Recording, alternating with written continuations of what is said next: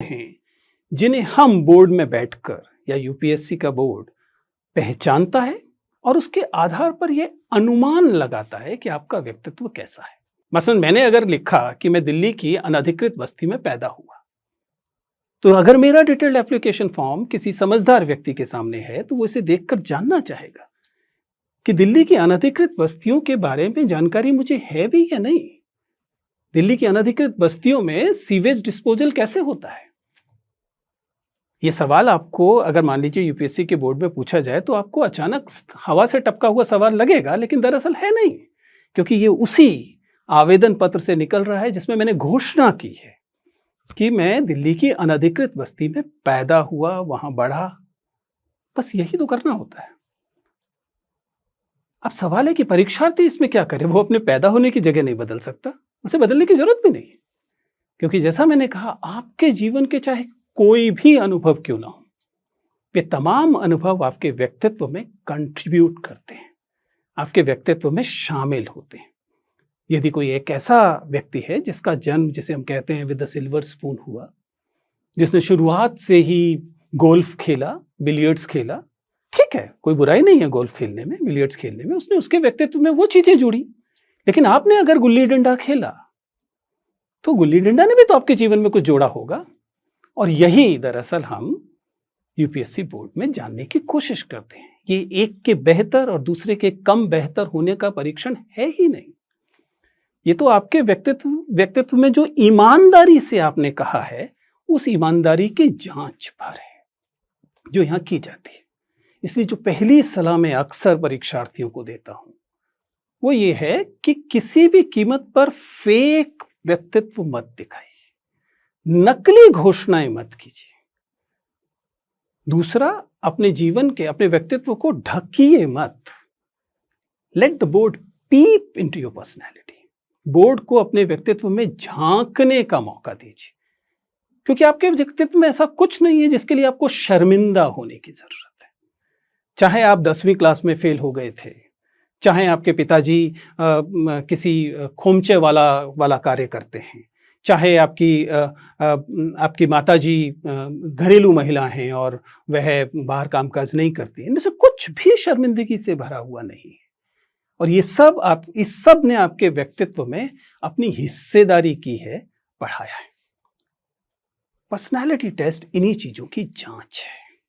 तो पहला सूत्र यह है कि अपनी पर्सनालिटी को नकली मत बनाइए, जो है उसे ईमानदारी से सामने रखिए। अब अगला सवाल यह है कि सामान्यतः उस तनाव की सेटिंग में, जब आप एक बड़े से कमरे में भेज दिए गए हैं और आपके सामने बैठा हुआ व्यक्ति ऐसा व्यक्ति है जिसकी उम्र 60-65 साल है, जिसने अपने पूरा करियर एक बड़े अधिकारी के तौर पर या एक पुलिस अधिकारी के तौर पर या एक सेना अधिकारी के तौर पर या एक एकेडमिक व्यक्ति के तौर पर बिता लिया है, उसकी ध्यान से देखती आंखों से आप परेशान न हो, तनाव में न आ जाएं, एक खुशमिजाज, एक अच्छे, तार्किक, संवेदनशील व्यक्ति की तरह अपने आप को दिखा पाएं, इसके लिए आपको क्या करना चाहिए?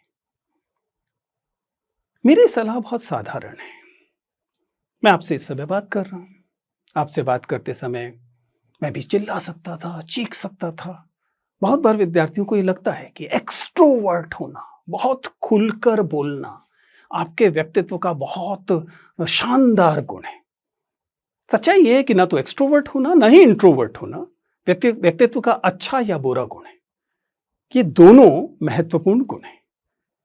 तो ये मजबूरी है, साक्षात्कारकर्ताओं की मजबूरी है कि उन्हें भाषा में बात करनी पड़ती है। अगर उनके पास ऐसा कोई तरीका हो जो बिना बात किए आपके व्यक्तित्व के बारे में पता लगा सकें, तो वो शायद आपसे बात ही ना करें। अगर कल को ऐसी कोई मशीन आ जाए जो आपको स्कैन करे और पता लग जाए कि आपका व्यक्तित्व क्या है, तो किसी इंटरव्यूअर की जरूरत ही नहीं। लेकिन चूंकि अब ये वैसी मशीन नहीं है, इसलिए हमारे पास एकमात्र तरीका बात करने का है।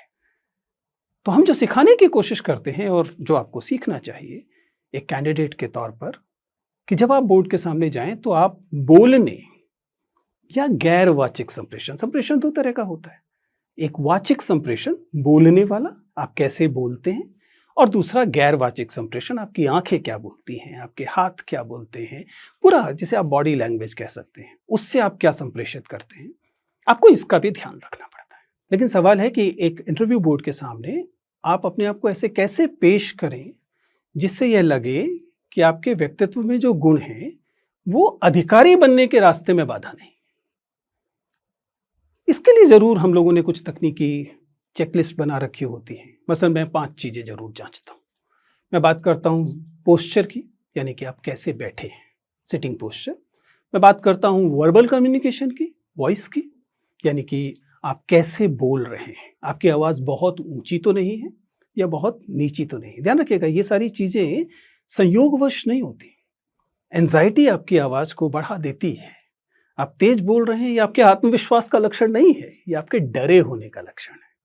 और हम इस बात को बहुत आसानी से, कोई भी जो इतने सालों से, मैंने बताया कि बहुत वरिष्ठ अधिकारी हैं, बहुत अनुभवी व्यक्ति हैं, उधर बैठकर आपकी आवाज़ की शुरुआती 2 मिनट में जान चुके हैं कि आप कितने नर्वस हैं, और उसके लिए बहुत अधिक परिश्रम करने की आवश्यकता नहीं है।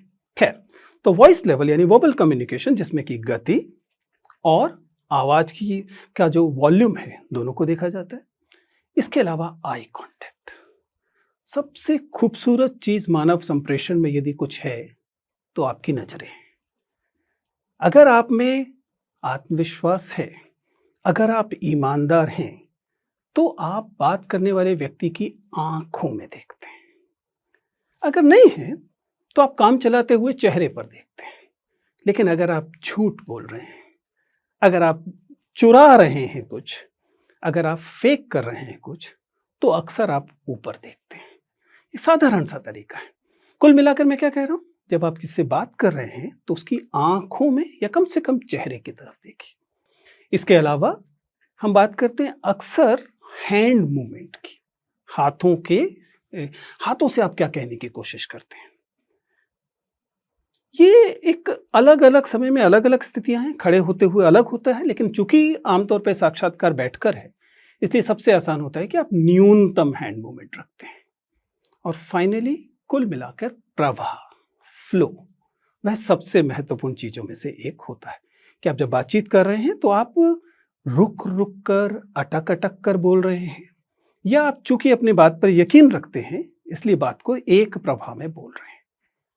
मैं ये नहीं कह रहा कि सभी लोग बराबर क्षमता से भरे हुए होंगे, क्षमताएं कम या ज्यादा हो सकती हैं, लेकिन कुल मिला के ये एक ब्रॉड स्पेक्ट्रम है, एक बड़ी सी एक चेकलिस्ट है 4-5 चीज़ों की जिनका आप ध्यान रख सकते हैं जब आप साक्षात्कार में, किसी भी साक्षात्कार में हो, और यूपीएससी साक्षात्कार में तो खास तौर से। ये वो मूल बिंदु हैं जिनसे हम बात करते हैं। लेकिन जैसे कि किसी भी भाषिक चीज के साथ होता है, अंततः महत्वपूर्ण यह है कि आप क्या बोलते हैं, विषय वस्तु क्या है, कंटेंट क्या है। क्या आप केवल जार्गन दे रहे हैं, क्या आप ब्लफ कर रहे हैं। किसी भी इंटरव्यू को, खासतौर से यूपीएससी इंटरव्यू को तबाह करने के लिए आपका केवल एक बार झूठ बोलना काफी है। आपको किसी सवाल का उत्तर नहीं पता, और ऐसा स्कूलों में चल जाता है, इसलिए कई बार आदत होती है कि आपको सवाल का जवाब नहीं पता है, लेकिन आपसे पूछा गया तो आपने कहा हाँ पता है, और जब आपने उत्तर दिया तो वह उत्तर आपके अनुमान पर, गेस पर आधारित था। इंटरव्यू आपको यह सुविधा नहीं देता। क्यों नहीं देता? बहुत साधारण सी बात है। प्रश्न का उत्तर न पता होने पर आप आसानी से कह सकते थे कि मुझे उत्तर नहीं पता। तब क्या आपके बारे में क्या राय बनती कि इसको एक सवाल का उत्तर नहीं पता था, जबकि बहुत सारे सवालों का उत्तर पता था, तभी तो यह साक्षात्कार दे रहा है, तभी तो उसने मेंस क्लियर किया है। लेकिन आपने एक उत्तर गलत दिया। गलत का मतलब केवल गलत का, राय में गलत कुछ नहीं होता, लेकिन फैक्चुअल, तथ्यात्मक चीजों में आपने दावा किया कि आपको पता है और आपको नहीं पता था, आपने अनुमान लगा दिया, तब आपके बारे में आपकी ईमानदारी पर सवाल उठता है। और यही महत्वपूर्ण है, क्योंकि ईमानदारी नॉन